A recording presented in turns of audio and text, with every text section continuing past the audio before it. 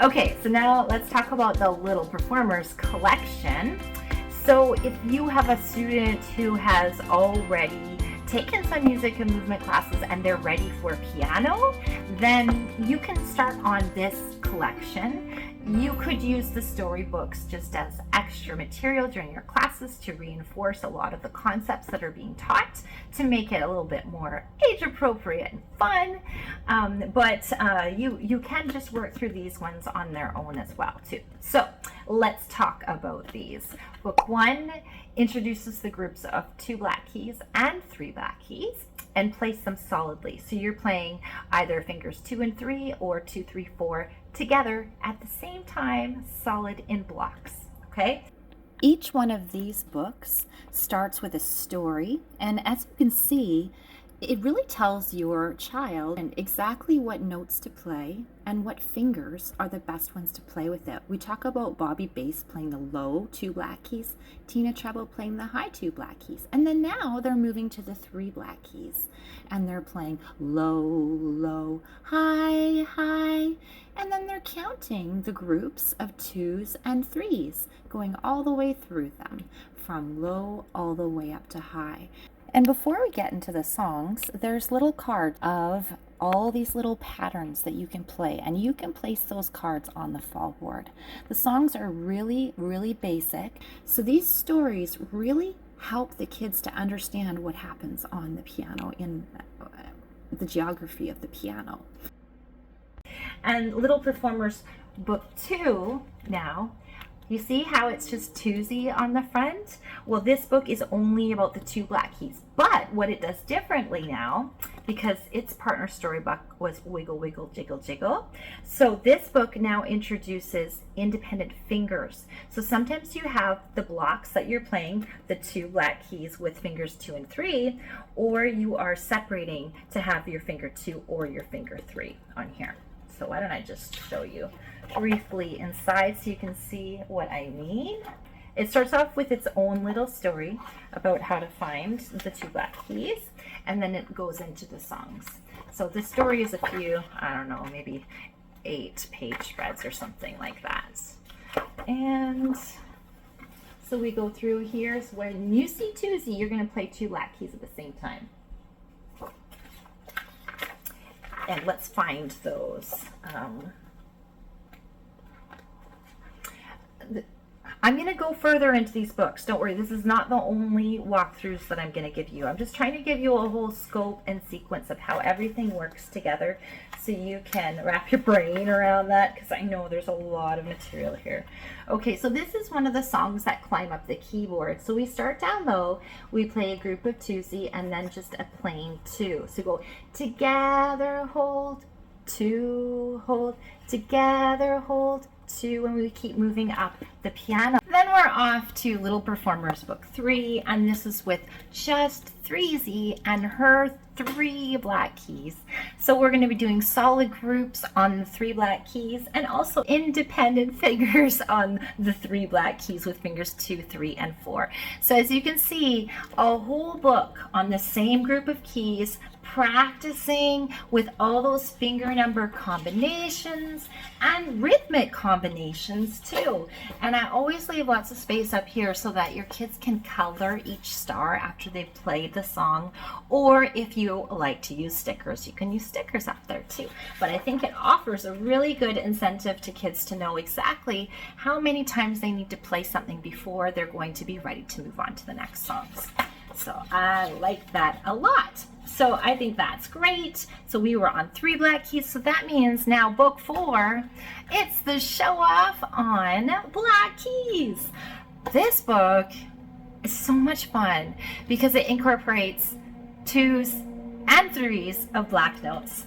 Okay, so we are doing our little story first, and then we're getting into the music right away here, and we're alternating going back and forth between hands, and we're doing a lot more hands together play too, which is super duper fun. So as you can see, these books, they progress very slowly with tons and tons of repetition. And like, have you been looking at the titles of the songs? Baby Birdie, right? Tweet, tweet. We gotta like make tweets at the end. The white goose, honk, honk, honk. What about a black fly? Buzzy Mr. Fly, buzz, buzz, buzz. And the world spinning around. Yeah, we've got some songs in 3/4 time, which is super fun. Notice how I didn't put the time signature in? We don't need that yet. We don't need that because we're gonna read the words, right?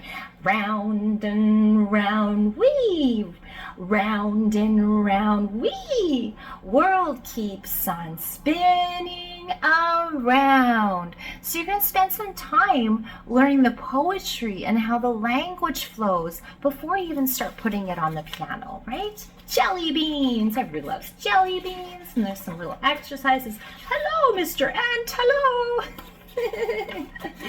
I can skate, bumblebees, rainbow. Look at, like, the titles are so engaging for the kids. My friend Mr. Seagull, night time, whirling wind, another 3/4 song, and of course Champions of the Blacks, the Black Keys. Got to have like a super fun celebration song at the end.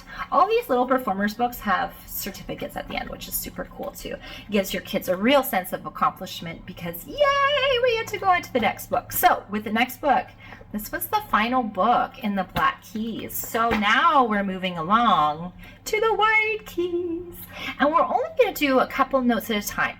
The reason is it's overwhelming because now we're going into notation, right? So we've got C, D, and E. Those are the only notes. But don't forget, C, D, E's in the treble clef and the bass clef.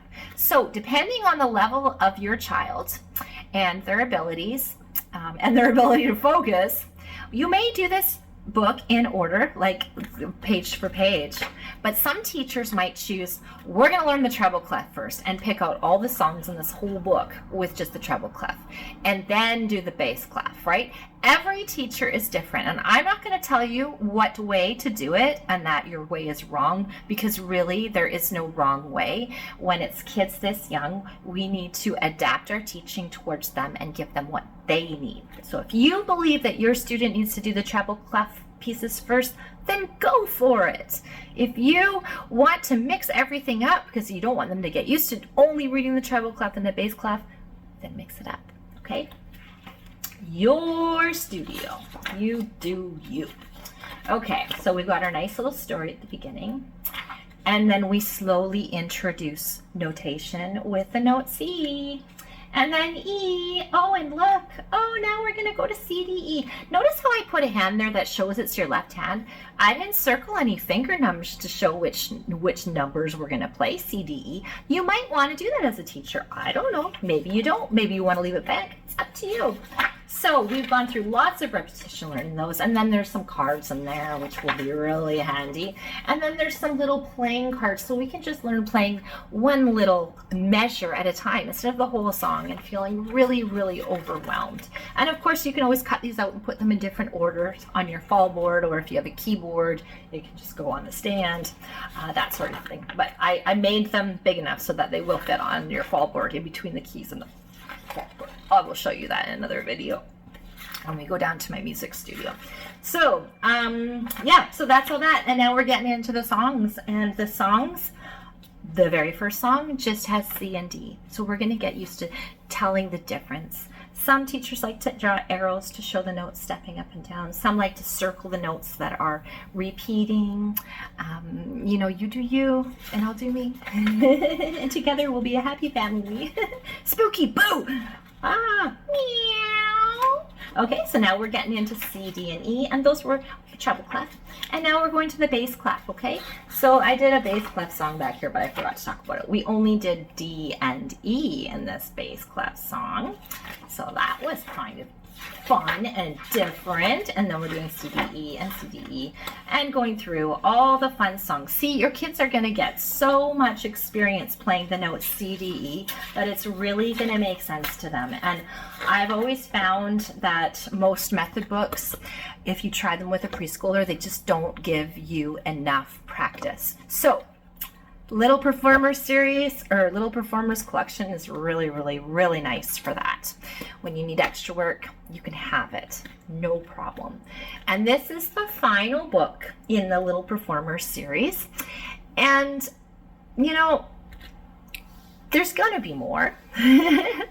But the next series after this Little Performers collection is Songs and Scales with characters. So the first book will be Songs and Scales with Chloe Cat, and we are going to learn about intervals and from seconds, thirds, fourths, fifths, and reading them. And I haven't quite decided if it's going to be color or black and white, so I don't know. Put in the comments what you think the next series of books should be, or the collection of books should be. They're going to be very similar to these. We're going to follow the circle of fifths, so then we'll go to Gordy Goat, and then we'll go to Daisy Dog, and then we'll go to Ellie Alligator. And I'm not quite sure if we'll go all the way up to Brownie Bear or not, because, you know, do we really need to teach our preschoolers the B pentascale? I don't know if I want to devote a whole book to that. That might be money just that I'm spending to write a book for the sake of Brownie Bear having his book. Maybe Brownie Bear's going to have a birthday book. I always thought that he would, but we'll see. We'll see. So let's talk about Little Performers Play. Book 6 now, F, G, A, B. F, G, A, B. So that's what you're going to know. Only 4 notes in this song, but don't forget, they're in the treble clef and in the bass clef. We start off with that nice little story in the beginning, introducing all of the black keys and the white keys for 3Z, and how you find them, how you play them. It just makes so much sense when the kids see it in this way and in this progression. So we've got all our little activity cards for FGAB, just like we did for the CDE book. And then now we're going to get into these songs. And because these are the notes FGAB, it offers a very unique sound for a lot of the songs. And kids get to experience something different, right? It's more imaginative than CDE. I mean, do, re, mi. It just seems so, what's the word I'm looking for? I want to say typical, like you just know what's going to happen in the song. You can just feel it. But these ones have just a little bit of mystery in them. So it's kind of exciting because they've been working so long with songs that sound like they're familiar, like you can guess what, anticipate what's happening. But these songs, maybe not so much. Maybe not so much. So I like that. It really helps them develop their ear. And yeah. All kinds. Oh, I put donuts there because this is a donut song. Donuts instead of half notes. Whee! Yes. F-G-A-B. Mr. Moon, Butterfly, Bumblebee, Skateboard, Let's Dance, Floating Clouds, Choo-Choo Train, and the end.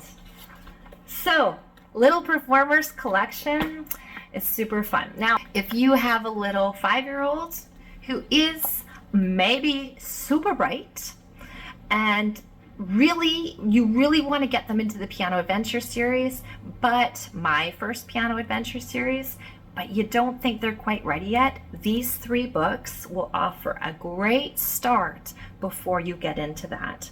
So we would master the black keys with this book, and then we'd go to CDE and the staff and FGAB, and it would give them a really good background before they jump into the lesson book B, or even if they just went into lesson A, because remember, lesson A is pretty big, right? Like the songs are very long for a preschooler.